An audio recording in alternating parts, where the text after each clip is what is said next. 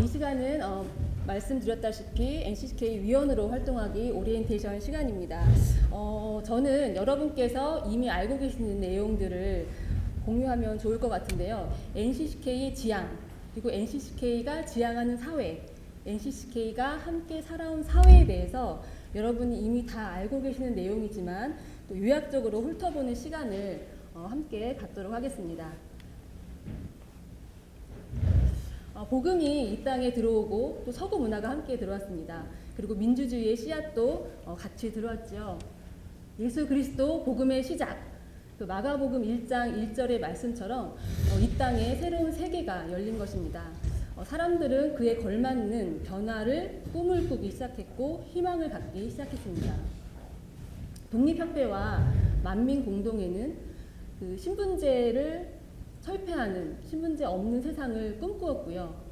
또 교회는 교파의 구분도 없고 본국과 상관없는 토착교회, 단 하나의 교회인 대한예수교회를 꿈꿨습니다. 새로운 시대, 소리 없는 혁명, 그렇지만 강한 변화가 시작되는 때였고, 복음은 어떤 그 혁명의 밑바탕이 되어서 평등과 자유 그리고 일치와 협력의 씨앗이 되어주었습니다. 독립협회는 당시 국제 정세 속에서 조선이라는 나라가 지속되기 위해서는 그 열강에 좌지우지 되는 상황에서 벗어나야 한다고 생각을 했고, 그리고 그 생각이 독립이었다고 생각을 합니다. 따라서 독립은 단순한 국권의 확보가 아니라 그 시대를, 그 사회를 변혁하는 사회 개혁의 개념이라고 생각할 수 있겠습니다. 그리고 독립협회가 주관했던 만민공동회, 어떻게 보면 민주적 토론의 장이었죠. 만민공동회는 정부의 고위 관료부터 백정에 이르기까지 모든 이들이 참여한 일종의 대토론회였고, 그 독립협회가 개혁 과제를 발표하면 모든 이들이 모여서 이것을 토론하는 공간이었습니다. 이때 기독교인이자 백정이었던 박성춘은 신분제의 불합리에 대해서 연설을 하고 그 자리에 있던 많은 이들이 굉장히 감동을 받게 되지요. 당시 백정이었던 박성춘은 조선 형평사 운동, 즉 조선 백정 해방 운동을 벌이면서 신분제를 없애기 위한 운동에 전념하게 됩니다. 그러나 꿈은 단숨에 이루어지지 않습니다. 자유와 독립 그리고 평등을 지향했던, 꿈꾸었던 독립협회와 만민공동회는 왕정을 철폐하고 공화정을 주장한다는 이유로 해산당했고 주동자들은 모두 체포되었습니다. 그리고 단 하나의 교회를 꿈꿨던 우리들도 역시 교파의 어떤 차이나 신학적 차이, 정치 구조, 또 본국의 어떤 관계, 이런 것들로 인해서 단 하나의 교회를 이루는 꿈은 미완으로 남게 됩니다. 그러나 이것은 실패를 의미하지 않는다고 생각합니다. 미완의 꿈은 아직 이루어지지 않았음을 의미합니다. 어떻게 보면 이 자리까지 이어오고 있는 우리의 꿈일 수 있습니다. 그렇게 1924년 조선예수교연합공의회는 미완의 꿈을 갖고 저렇게 목적을 설정합니다. 협동하여 복음을 전파함, 협동하여 사회 도덕의 향상을 계도함, 협동하여 그리스도교 문화의 보급을 계도함. 목적과 지향이 굉장히 뚜렷하게 나타나 있음을 볼 수가 있습니다. 결국 일치와 협동을 통해서 복음을 기반으로 우리 사회와 함께 살아가는 것, 그것이 바로 100년 전 에큐메니카 운동이 목적했던, 지향했던 바라고 할 수 있습니다. 그런데 협동을 하려면 누군가가 다른 누군가를 지배하는 관계일 때는 이루어질 수가 없습니다. 다 아시다시피 모든 사람이 평등할 때 협동은 가능한 것입니다. 우리는 현재 이런 교회 안에 협동의 문화를 가지고 있는가? 아니면 지배와 권위, 계급의 문화를 가지고 있는가? 한번 질문을 던져볼 수 있는 지점인 것 같습니다. 그것은 현재 저렇게 극우 개신교의 문제를 통해서 이러한 역사의 결과를 우리가 함께 생각해 볼 수 있을 것 같습니다. 한국 개신교는 부끄럽지만 아주 오랫동안 친일, 친정부, 친기업에 가까웠습니다. 이 포스터는 1956년에 정부 대통령 선거 당시 자유당 후보로 나왔던 이승만과 이기붕을 지지하는 내용의 포스터입니다. 당시 이승만은 여러분이 잘 아시다시피 반공주의를 내세워서 국가의 그 분단을 영구히 하려고 하였고 또 자신의 권력을 이용해서 정적을 치워버렸습니다. 결국 기독교인이 이승만을 지지했던 것은 어떻게 보면 그런 반공주의, 더 정확하게는 멸공주의를 지지했다라고 이야기할 수 있을 것 같습니다. 이러한 어떤 역사들의 쌓임과 또 그것을 복음과 공의의 관점으로 바로 세우지 못한 결과가 오늘 바로 아스팔트 위에 개신교를 만들지 않았는가 하는 생각을 해보았습니다. 그럼에도 우리 역사는 민중의 투쟁과 함께 한 발씩 전진했습니다. 그리고 그곳에 한국기독교교회협의회가 있었습니다. 자랑스러웠던 선교 초기의 꿈, 그 꿈을 안고 역사 속에서 몸부림친 시간들이 있었습니다. 이승만은 다음 선거에 출마할 수가 없지만 1954년 4.4.5 개헌을 통해서 다시 대통령으로 당선이 되죠. 하지만 우리 국민은 4.19 혁명을 통해서 이승만 독재를 축출하였습니다. 그러나 그 1년 후에 4월 혁명을 기념한 얼마 지나지 않아 다시 5.16 군사 쿠데타가 일어나게 됩니다. 기존의 정치가 너무 무능했기 때문에 구국의 결단을 했다는 박정희의 쿠데타는 초기에 지지를 받았습니다. 그러니까 쿠데타를 용인할 만큼의 부패함과 참담함이 바로 우리 사회에 있었다는 이야기죠. 한국기독교교회협의회도 초기에 군사 쿠데타를 지지하는 입장을 가졌었습니다. 자, 박정희 정권은 경제 개발을 내세우면서 사람을 중시하지 않은 산업화를 최우선 가치로 생각했습니다. 노동자들은 탄압받았고 재벌이라는 거대 자본이 바로 이 시기에 형성되었습니다. 그러나 이때 놀라운 발견이 일어납니다. 그 젊은 목회자들에 의해서 노동자가 발견이 된 겁니다. 처음에는 신자를 돌보는 일로 접촉을 했지만 그 신자들을 통해서 교회는 결국 노동 문제, 사회 문제 전반을 관심을 갖고 그 운동에 뛰어들게 되죠. 그 도시 농어촌 선교가 시작되었고 우리의 자랑스러운 선배들이 이 일에 굉장히 많이 헌신하였고 또 헌신하고 있습니다. 목요 기도회는 한국기독교교회협의회의 굉장히 자랑스러운 유산입니다. 그 민청학년 사건을 계기로 당시 NCC 총무였던 김강석 목사께서 사건의 실체를 파악하였고 이것을 정리하여서 결국은 이것은 인권 문제라고 정리를 하고 그리고 목요 기도회가 시작이 되었습니다. 당시 한국의 대부분의 교회들이 박정희와 함께 또 산업화와 함께 성장 일도의 그 일변도를 달리고 있을 때 한국기독교교회협의회는 박정희의 독재에 의해서 그리고 산업화에 의해서 희생당한 이들을 돌보는 일을 적극적으로 시작하였습니다. 박정희 시대도 끝났습니다. 서울에 봄이 왔다는 기대도 잠시 전두환의 신군부가 12.12 군사 반란을 일으키게 되죠. 박정희를 지지했던 많은 한국교회가 이번에는 다시 전두환을 지지하기 시작했습니다. 5.17 전국 그 계엄 발효로 인해서 5.18 광주가 희생이 되었고 광주에서 일어난 이런 학살을 알리기 위해서 선교사와 또 한국기독교교회협의회가 많은 노력을 기울였습니다. 그로부터 7년 후에 87 6월 항쟁이 일어났고요. 군사 독재에 의해서 탄압을 받았던 박탈됐던 대통령 직성제를 다시 쟁취하게 되었고 한국 사회도 민주화에 나아가게 되었습니다. 이러한 과정에서 한국기독교교회협의회가 또한 그 민주화의 과정에 상당한 기여를 하였습니다.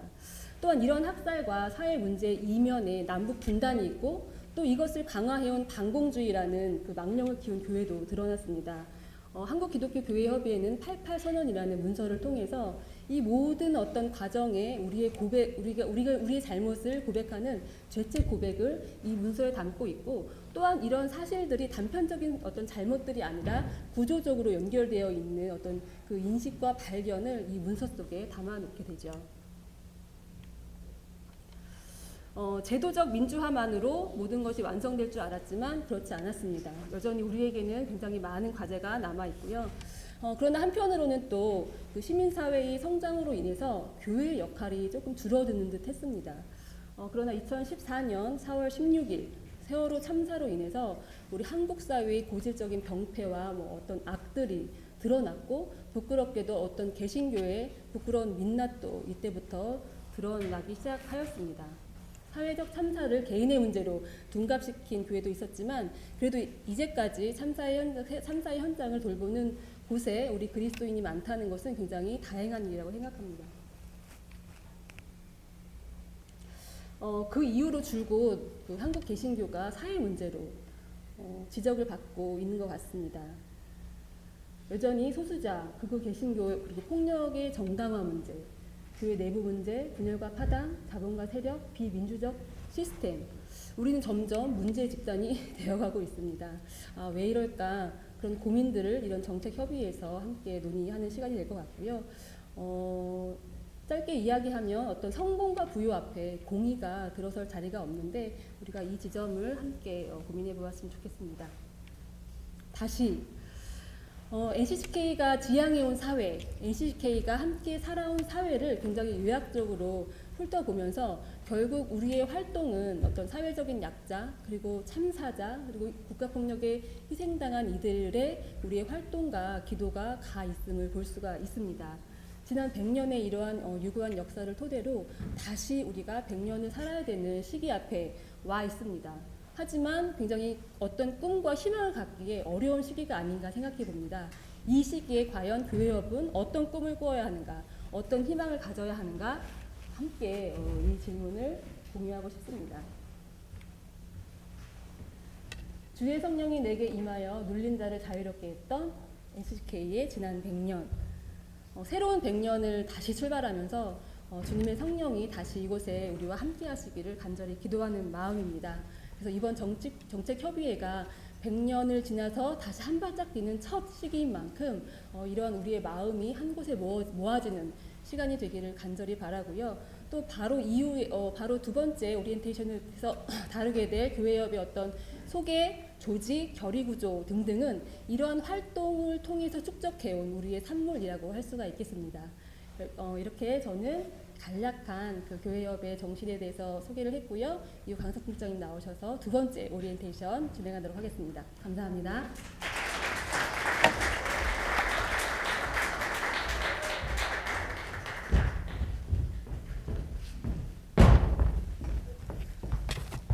예, 안녕하세요. 그 NCC에서 일하고 있는 강석훈입니다. 오늘 제가 한국기독교교회협의회에서 교회협 위원으로 활동하기라고 하는 제목으로 오리엔테이션을 이렇게 해야 되는 자리가 되는데요. 사실은 저도 한국기독교교회협의회 잘 모릅니다.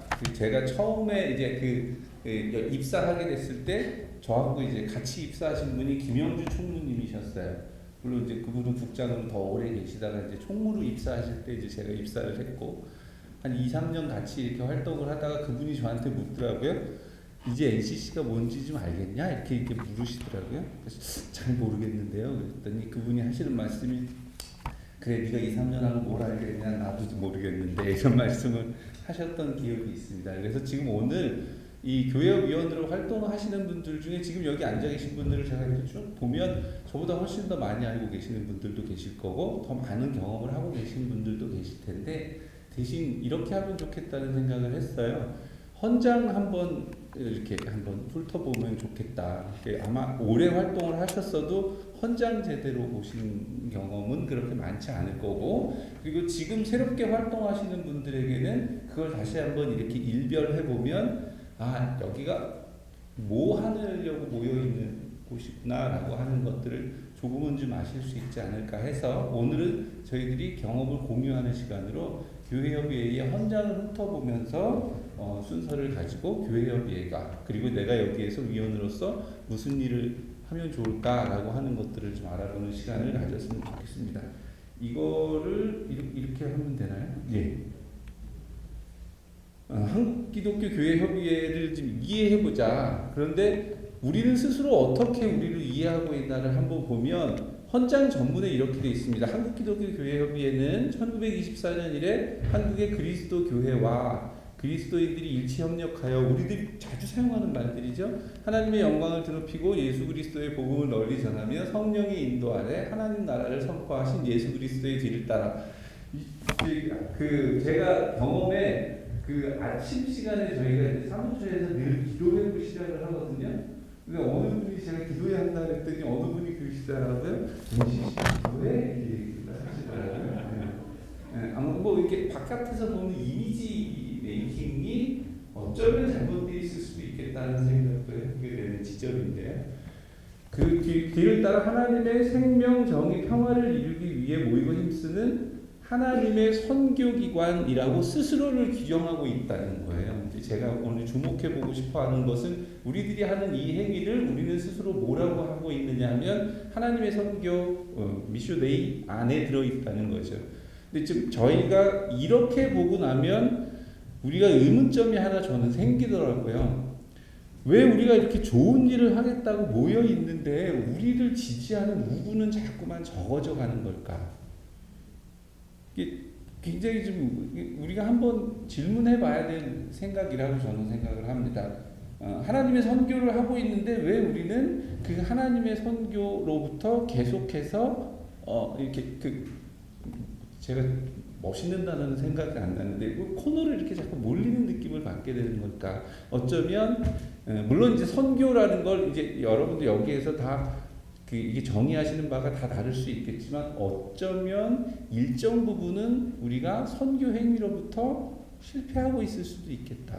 그러니까 근데 실패하고 있으니까 뭐 어쩌자는 게 아니라 다시 한번 생각해보고 성공하는 선교를 좀 했으면 좋겠다는 생각입니다. 그 뒤에는 정말 우리가 한국기독교회협의회 예수 그리스도의 복음이 널리 전파되어 이 땅에 쭉쭉쭉 나옵니다. 모든 생명이 욕받지 않고 번성하도록 하기 위해서 일하고, 한국기독교교회협의회는 모든 교회와 그리스도인들의 신앙과 신학적 전통을 서로 존중하고 이해하며 대화와 협력으로 일치를 모색하고 세계교회협의회, 아시아기독교교회협의회, 세계 여러 나라의 교회협의회, 그리고 국내의 교회 연합기관은 물론 해외 동포교회협의회와 지역교회협의회와도 연대하여 서로 배우고 협력하며 함께 선교한다. 제가 여기에서 좀 집중해 보고자 하는 것은 서로 존중하고 이해하며 그리고 서로 배우고 연대하고 협력해서 함께한다. 그 선교를 뭐 하겠다? 함께 하자라고 하는 것이 이제 우리들의 정체성이고 우리가 스스로 이해하고 있는 NCC라고 생각을 합니다. 그리고 제가 12시 전에는 여기를 마쳐야 돼서 조금 빠르게 하고 있고요. 제 말이 조금 빠르다고 생각되시면 이렇게 손을 들어주시면 좋겠습니다. 늦게 하더라도, 그러면 늦게 말하다가 12시 넘기면 어떡할까? 아니, 저는 12시 전에 내용을 다 못 마치더라도 끝내겠습니다. 여러분들이 안녕해 주시면 끝내도록 할게요. 자, 그러면 이제 한국기독교교회협의회 SCK의 정의입니다. 이 부분은 여러분들 헌장이 어디 있는데요? 총회 자료집 맨 뒤에 보면 매회 총회 자료집 맨 뒤에 헌장을 첨부해 놓습니다. 여러분들이 한번 그 전문을 한번 자세하게 읽어보셔도 좋을 것 같아요. 사실은 저도 이렇게 막 자세하게 연구하면서 읽어본 건 한 5, 6년 지나고 나서였던 것 같은 생각이 드네요. 한국기독교교회협의회의 정의.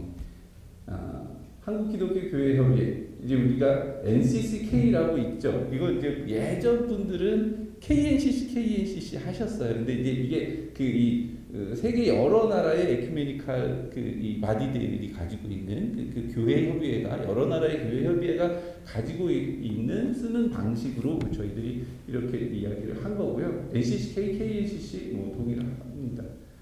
2조의 정의에 보면 우리는 우리 스스로를 이렇게 정의합니다. 본회는 성경에서 가르치는 바 예수 그리스도를 구주로 삼고 성부, 성자, 성령 삼위일체 하나님께 영광을 돌리기 위하여 부르심을 받은 한국교회로서 함께 연합하여 전도, 친교, 봉사, 연구, 협의, 협력, 훈련 등 공동의 선교적 사명을 수행하기 위하여 노력하는 교단. 지금 앞에 이제 많이 붙어 있기는 하지만 다 띄고 읽으면 본회는 이렇게 하기 위해서 노력하는 교단과 연합기관, 지역협의회로 조직한다. 이렇게 되어 있습니다. 그러니까 우리는 지금 현재 세 종류의 회원을 가지고 있는 거예요. 교단이라는 말 쓰지 말자, 이제 일제의 잔재다라고 이야기를 하시는 분들도 많이 있는데 저는 두 가지로 의미해서 헌장에 아직 교단이라는 말이 쓰여져 있고 그리고 교단이라는 말을 대체할 만한 아주 그 광범위한 합의에 이른 단어를 저희가 아직은 찾지를 못해서 교단이라는 말을 사용하겠습니다. 교단, 그리고 연합기관, 지역협의회 이렇게 세 가지의 회원 종류를 가지고 있습니다. 그럼 우리가 스스로 한국기독교교회협의회 스스로 우리는 이걸 목적으로 한다 하는 것은 뭐가 있을까? 본회의의 목적은 아래와 같은 교회 일치와 연합의 정신을 구현함에 있다. 첫째, 본회는 예수 그리스도의 복음의 정신으로 국내와 세계의 교회들과 친교를 나누며 공동으로 증언하고 봉사하도록 연합운동을 전개한다. 그러니까 우리는 개신교라고 하는 것을, 그러니까 프로테스탄트라고 하는 것의 특성은 자신의 전통이고 자신의 신앙 고백이잖아요. 근데 그 중에서도 공통 분모가 있을 것이고 그 공동의 증언을 하고자 하는 건데, 아까 말씀드렸던 것처럼 그 공동의 증언을 왜 중요하게 생각하고 왜 하려 했던가? 선교를 위해서 했던 거죠. 보내는 예배와 교회 일치, 선교와 봉사를 위해 연구하고 협의하고 훈련과 실천을 통해 교회를 갱신하며 하나님 나라의 표징으로 살기를 노력한다. 우리의 목적 안에는 늘 교회를 새롭게 하는 교회 갱신이 들어있습니다. 보내는 예수 그리스도 안에서 연대하고 하나 되어 개인과 사회와 민족을 복음화하는 일에 헌신한다. 보내는 인간의 존엄과 하나님의 사랑과 평화와 정의가 실현되는 사회를 이룩하기 위하여 빛과 소금의 사명을 수행한다. 보내는 예수 그리스도의 사랑으로 참 인간 회복을 위하여 한국 사회와 교회를 섬기며 국가와 세계에 봉사한다. 여러분 읽어보시면 되게 복음적이지 않아요? 예. 이렇게 여러분들 은혜 받으실 것 같아요. 저도 이렇게 은혜 받는데 왜 우리가 어떤 그런 진보적이고 어떤 데는 저희들 이제 제가 사무실에서 이렇게 하다 보면 NCC 주로 이제 항의 전화 하셔가지고 뭐 빨갱이라고도 그러고 이제 그러거든요. 많은 부분 저희들이 이제 프레임 싸움에서도 전략을 잘못 선택한 것 아닐까. 다시 이제 그런 전략들을 고민해보고 수정해보는 자리가 오늘 이런 자리가 아닐까 생각을 합니다. 그리고 한국기독교교회협의회 지금 아주 이게 실질적인 내용이 될 텐데, 회원은 뭘까? 아까 제가 세 가지의 회원 구성이 있다고, 헌장이 규정하고 있는 세 가지. 여러분들 개인은 NCC의 회원은 아니신 거예요. 회원은 교단, 연합기관, 지역협의회 이렇게 이야기를 했잖아요. 그래서 본회의 회원은 한국에 있는 모든 기독교회로서 본회의 설립 목적에 찬동하고 소정의 입회원서를 제출하여 총회의 승인입니다. 못하네요. 승인을 얻은 교단과 연합기관 및 지역협의회로 한다. 회원교단, 연합기관 및 지역협의회의 자격 요건 등은 총회에서 따로 정한다. 이렇게 이야기를 해서 지금 현재는 어떤 이 회원이 있냐면, 회원교단으로는 대한예수교 장로회, 기독교 대한남미회, 한국기독교 장로회, 구세군 한국군구, 대한성공회, 기독교 대한 하나님의 성회, 기독교 대한 복음교회, 한국정교회, 기독교 한국루터회, 이렇게 9개 교회가 있습니다. 정교회를 교단이라고 보기는 좀 어려워서 교회라는 말을 제가 사용했고요. 연합기관은 CBS 기독교 방송, 대한기독교 서회, 한국기독교학생회 총연맹, 한국 YMCA 전국연맹, 한국 YWCA 연합회, 이렇게 5개 연합기관이 있고요. 지금 현재 지역협의회는 경기 중부, 광명, 강원, 충북, 충남, 대전, 대구, 부산, 광주, 전북, 전남, 전남동부, 순천, 제주 지역교회 협의회, 이렇게 해서 14개 지역교회 협의회가 회원으로 활동을 하고 있습니다. 그럼 이제 의사결정 구조라고 하는 것을 이제 우리가 얘기를 하잖아요. 그 의사를, 그러면 NCC는 어떤 프로세스에 의해서 자신들의 의사를 결정할까? 여러 단위에서 굉장히 복잡한 구조를 가지고 있지만 맨 마지막에 결의하는 구조만을 본다면 굉장히 간소합니다. 총회와 실행위원회가 있습니다.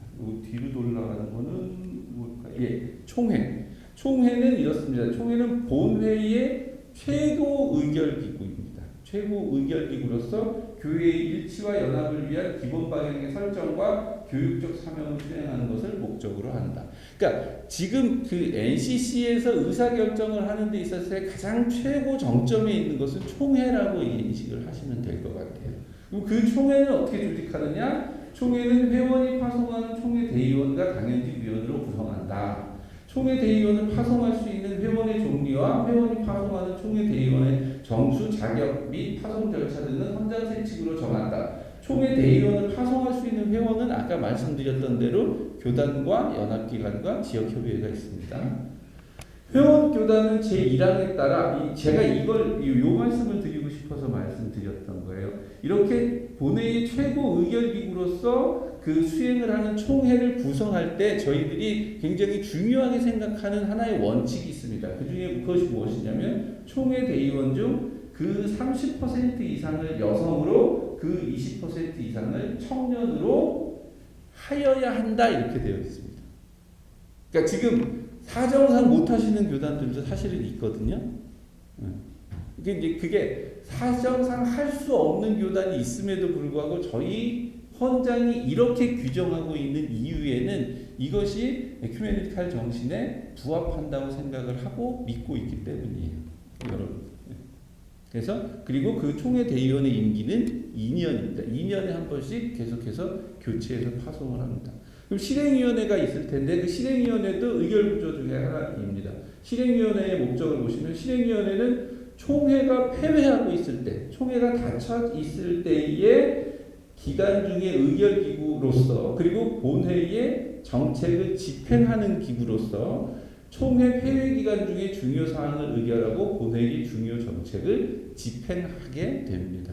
그러니까 총회와 실행위원회가 저희들 그 NCCK의 의사결정 구조에 있어서 가장 정점에 있다고 이해를 하시면 될 것 같고 실행위원회도 마찬가지로 이렇게 조직합니다. 회원교단은 1항에 따라 실행위원 중 그 30% 이상을 여성으로 20% 이상을 청년으로 하여야 한다. 이렇게 되어 있습니다. 실행위원회 임기는 2년입니다. 자, 그러면 의사결정은 이렇게 하지만 그 의사결정을 하기 위해서는 굉장히 다양한 의사들이 오고 가야 될 거 아니에요.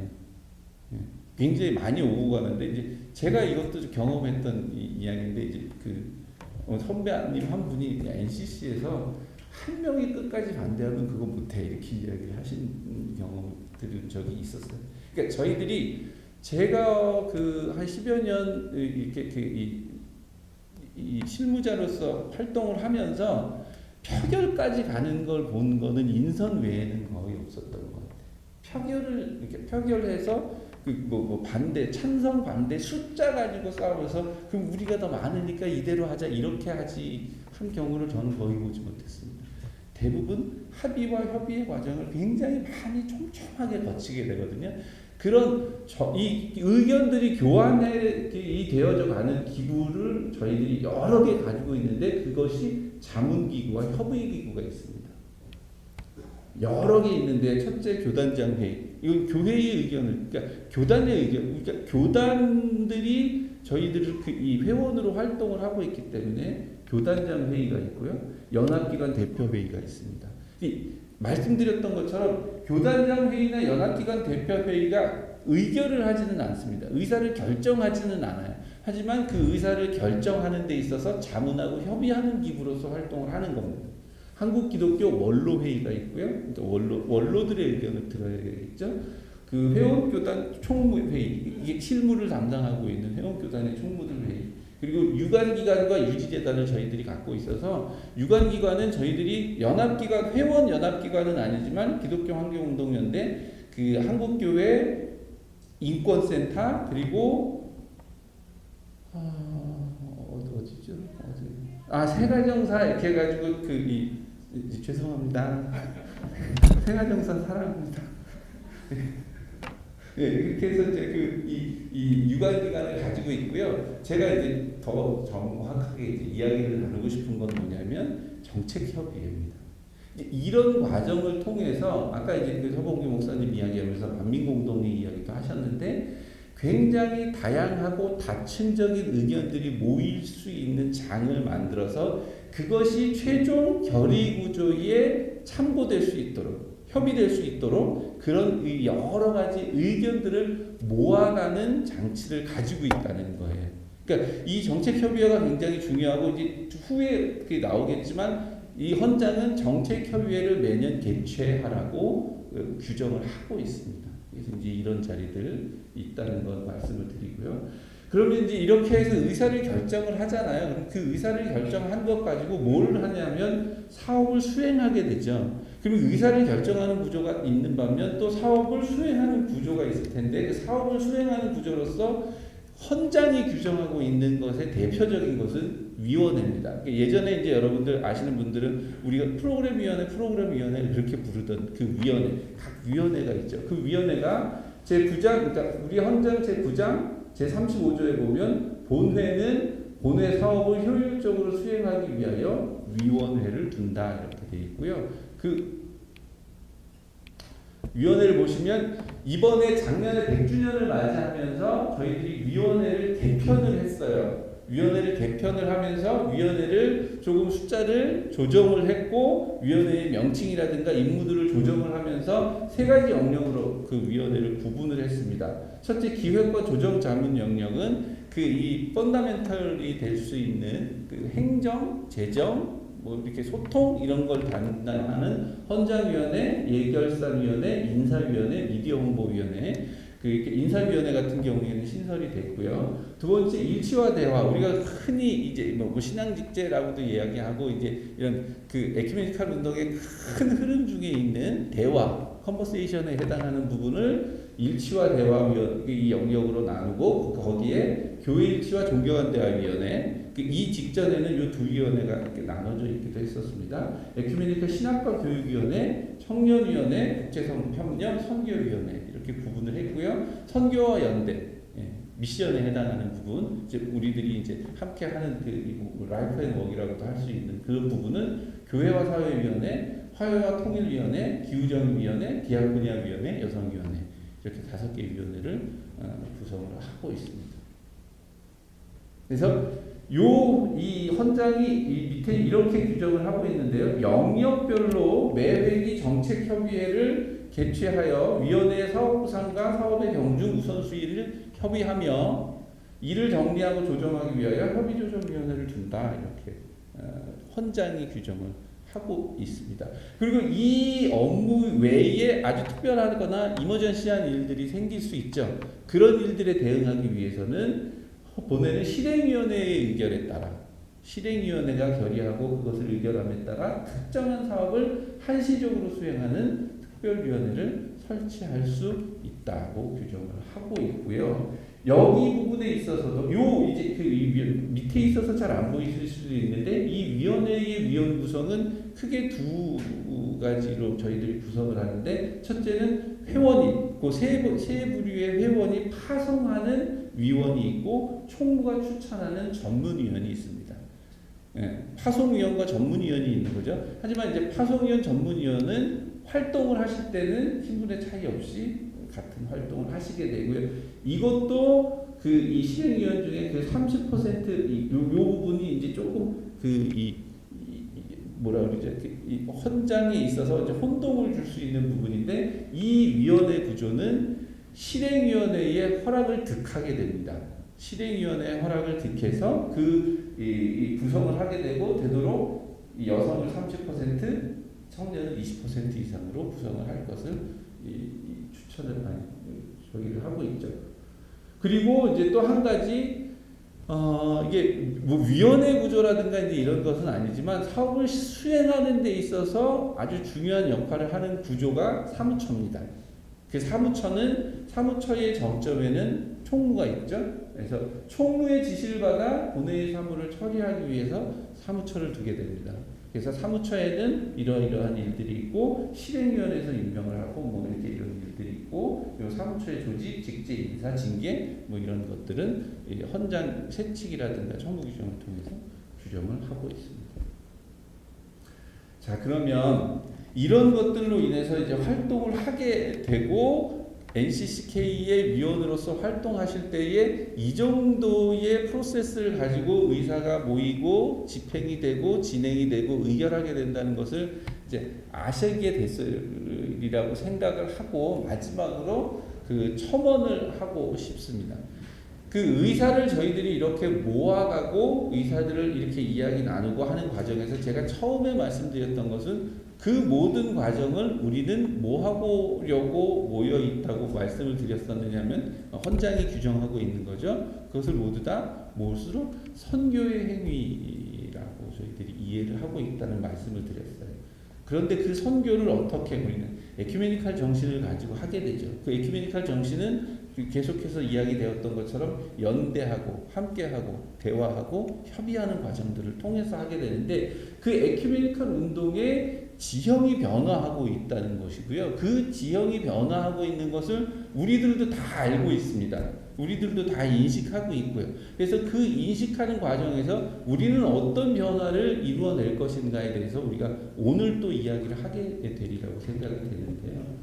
에큐메니컬 운동의 지형의 변화를 한 5가지 정도로 이렇게 분류를 해보면 이 정도가 될 것 같습니다. 1990년대 이후는 교회 일치 운동에 대한 관심이 현저하게 약화되기 시작한다. 이건 이제 제가 분석하는 건 아니고요. 학자들이 분석하는 겁니다. 그러니까 일치 운동에 대한 관심이 이게 현저하게 약화됩니다. 그 여러 가지 이유가 있겠지만 사회가 다원화되어 가고 있고요. 그러니까 다양한 생각들이나 다양한 전통들을 존중하기 시작합니다. 그러니까 뭐 일치가 필요 없다는 생각을 하는 게 아니라 그 관심이 조금 다른 곳으로 가고 있고요. 두 번째는 전통적 에큐메니컬 리더십이 조금 나이를 먹어가고 있다는 분석들을 합니다. 이건 그냥 빨리 넘어가겠습니다. 교회가 제도적 일치에 대한 관심이 전반적으로 쇠퇴하고 있다고 평가를 합니다. 그러니까 그냥 일치가 아니라 제도적인 일치입니다. 하나의 제도를 만들어가는 데 있어서는 관심들이 조금씩. 왜냐하면 저는 이렇게 분석을 합니다. 이 WCC를 중심으로 한 에큐메니컬 운동에서 굉장히 금자탑 같은 어떤 이 결실을 맺었던 것이 우리가 리마 문서라고 얘기하는 뱀 문서 같은 거 이렇게 만들었잖아요. 근데 그걸 여러분들 지금도 보시면 지금도 신학생들 배우게 될 텐데 사실은 그걸 더 이상 수정하거나 더 이상 리바이즈할 만한 어떤 그런 여지는 없어 보입니다. 그 정도로 완성도가 굉장히 높은 문서들이거든요. 예. 이제 그러고 나서 이제 그 완성도 높은 그 에큐메니컬 운동을 하고 난 다음에 다시 아까 말씀드렸던 사회의 어떤 뭐 다원화 경향이라든가 이제 이런 것들이 맞물리게 되면서 제도적으로 뭔가를 하나로 만들어 보자는 쪽은 많이 좀 이렇게 이 관심이 적어지고 있다는 거죠. 대신 그 안에서 활동하면서 이 운동하면서 삶에서 신앙에서 어떻게 일치를 이루어낼 건가에 대해서는 좀 더 많은 관심들이 이렇게 이어져 오고 있는 것 같고 그래서 이제 저희들이 많은 이야기들 중에 뭐 소통, 대화 이제 이런 것들의 중요성을 이야기하게 되지 않나 생각을 하고요. 다원적인 가치를 훨씬 더 존중하는 상황으로 변모를 하고 있다는 것 그리고 개별 교회들이 자신의 고유한 전체성을 찾으려는 움직임을 강화하고 있다는 거예요. 우리나라 안에서만이 아니라 전 세계적으로 볼 때도 뭐 아프리카 교회는 아프리카 교회, 아시아 교회는 아시아 교회, 뭐 이런 많은 개별 자기들의 신앙의 전통들을 찾아가려고 하는 이 일들이 벌어지고 있다는 거죠. 이렇게 이 지형이 변화하고 있는 가운데 에큐메니컬 운동에 새로운 도전들이 있게 되는데 그게 큰 도전은 회원교회 내부에서는 어떤 일들이 벌어지고 있느냐? 신자 수가 감소를 합니다. 지금 아마 이제 교단에서도 와서 이제 이 교단 이 지도부들께서도 이 리더들께서도 와 계실 텐데 어느 교단도 한 교단도 빼지 않고 신자 수는 감소하고 있습니다. 그리고 그 신자는 또 노령화되어 가고 있고요. 성직자와 성직 지원자의 수도 감소해 가고 있습니다. 이거는 제가 알고 있기로는 개신교의 문제만은 아니라고 알고 있고요. 종교 전반이고요. 어떤 종단에서는 그래도 개신교는 낫다고 이야기하는 종단들도 있죠. 그리고 굉장히 중요한 거라고 저는 보여지는데 권위와 해석의 위기. 예전에는 목사님이 해석해주면 네 맞습니다 이랬잖아요. 요새는 안 그러잖아요. 다 자신들이 전문가이기도 하고 이제 교회가 위기를 권위를 잃어버렸죠. 하고 있죠. 그게 꼭 나쁜 현상만은 아니라고 생각합니다. 자신들이 스스로 이제 해석을 하고 있게 된 거고 그게 프로테스탄트 정신 아니겠어요? 내가 스스로 해석할 수 있는 그런 이제 권위와 해석의 일을 겪고 있는 가운데 안타깝게도 대부분의 교회들은 폐쇄적이고 방어적인 태도를 강화하고 있습니다. 그런 것 같아요. 더 개방해서 더 많이 대화하고 더 많이 참여하는 곳으로 가는 것이 아니라 자꾸 줄어들다 보니까 자신들을 이제 이렇게 울타리를 친다든지 이제 이런 쪽으로 가는 것 아닐까. 그래서 에큐메니컬 대화를 포함한 각종 개방적인 대화가 굉장히 절실하게 요구되는 그 시기라고 볼 수 있을 것 같고요. 교회 바깥에서는 어떤 이 도전들이 있느냐 하면 다원주의가 되어 가고 있고, 다원주의와 또 다른 측면에서 참 재밌습니다. 다원화 되어 가고 있지만 또 지구화 되어 가고 있습니다. 굉장히 다양해지고 있지만 하나의 지구로서 뭐 하루 안에 모든 지구들을 대부분 또 돌아다닐 수도 있는 그런 반면 또 세속화되어 가고 있고 탈근대화되어 가고 있고 새로운 문제들과 도전들이 등장을 하고 있습니다. 그리고 이런 상황에서 오늘 우리가 모여 있다시피 극우 정치와 결합한 적대적이고 분열적인 에큐메니즘도 등장을 하고 있습니다. 이런 그 외부적인 도전들, 민족주의와 보호무역주의 등이 지금 굉장히 많이 창궐을 하고 있다는 거죠. 그런 때에 제가 조금 논쟁이 있을 수도 있는 말이지만 일정 부분은 뭐 완전히 실패하지는 않았겠지만 일정 부분은 전통적인 에큐메니컬 운동이 하고 있는 증언이 실패를 겪고 있다고도 볼 수 있겠습니다. 그런데 그 실패는 이 결론이 아니라 진행 과정에 있는 것이겠죠. 변화하는 사회 환경하에서 일어나고 있는 새로운 도전들에 대해서 신학적이고 신앙적으로 응답하는 것을 만들어내는데 일정 부분은 좀 실패하고 있는 것이 아닌가 보여지고요. 개별 교회들이 더욱더 고립주의적이고 폐쇄적이고 배타적인 태도를 취하고 있습니다. 그런 것 같죠? 새로운 신학적 도전들을 함께 모아내는데 실패하고 있고 전통적인 형식의 에큐메니컬 대화에 대한 회의가 깊어져 가고 있습니다. 그래서 오늘 우리가 이 자리에 모여 있는 것이 더 중요할 수도 있겠습니다. 그러면 앞으로 어떻게 했으면 좋을까? 전통적 에큐메니컬 운동의 문제라고 이제 이 정도의 문제를 가지고 있었던 것 아닐까 하고 한번 보는 건데 뭐냐면 지나치게 목적지향적이다. 이게 목적이 있는 게 왜 나쁘냐? 그 목적을 굉장히 이상적으로 설정해 놓았었다는 거죠. 그래서 그 이상적으로 설정된 목적을 가지고 막 나아갔는데 이게 될까? 이거는 여러분들 이 에큐메니컬 운동뿐만이 아니라 인류의 정신사하고도 연결이 되어 있습니다. 우리가 그 2차 세계대전 끝나고 막 활동할 때는 인간이 그 전이군요. 인간이 모든 걸 다 할 수 있을 거라고 막 낙관주의가 엄청 났었잖아요. 근데 전쟁 겪고 나서 인간은 안 되겠구나 그렇게 이야기도 하고 그런 것과 맞물릴 거라고 보여지고요. 일치에 대해서 이상적인 낙관주의. 일치되면 모든 게 다 해결될 거야. 그렇게는 생각 안 하셨겠지만 그런데 이제 그게 맞는 말인가에 대해서 이제 스스로 이제 저희들이 부정주의까지도 배제하고 있었다. 소수의 전문가와 지도자들이 전문성과 지도력에 의존하는 측면이 강했다. 이건 저희들이 자주 많이 하는 이야기입니다. 그동안 에큐메니컬 운동은 에큐메니컬 리더들, 에큐메니컬 전문가들에 의해서 많이 이루어져 있었기 때문에 저는 이것도 굉장히 중요하다고 생각되는데 우리가 우군을 만들어냈는데 왜 실패하고 있을까? 이것도 많은 부분 이유가 아닐까라는 생각을 해봤습니다. 그리고 네 번째, 이미 답을 알고 있는 대화, 이미 결과가 정해진 대화. 오늘 이제 여러분들 그 민주적 대화 하는데 그 앞에 보니까 그런 비슷한 말들이 써 있더라고요. 그 어떤 것도 의견이라고 이야기가 되어져 있는데 저희들은 이미 이제 의견은 딱 답 정해놓고 좀 계몽주의적인 성격도 좀 강했죠. 현실 교회와 현실 신자의 삶이 정말 신학적 이상 모델을 꿈꾸고 있느냐 이게 다시 한번 저는 돌아봤으면 좋겠어요. 우리가 너무 이제 이렇게 높은 이상을 가지고 있는 건 아닐까. 교회 간의 신학적, 교리적, 제도적 일치는 어쩌면 그들에게 있어서는 1차적인 관심사는 아닐 수도 있지 않을까. 지나치게 성급한 목표 설정이 아닐 수 있을까. 마지막으로 지역교회와 신자들의 수용 과정을 저희들이 조금은 깊이 더 고려해야 될 때가 되었다고 생각을 합니다. 그래서 새로운 모델들이 다양하게 등장을 하고 있고요. 이런 것들은 쭉쭉쭉 나오는데 이건 여러 학자들이 이야기를 하는 겁니다. 그래서 경청해 주셔서 감사를 드리고요.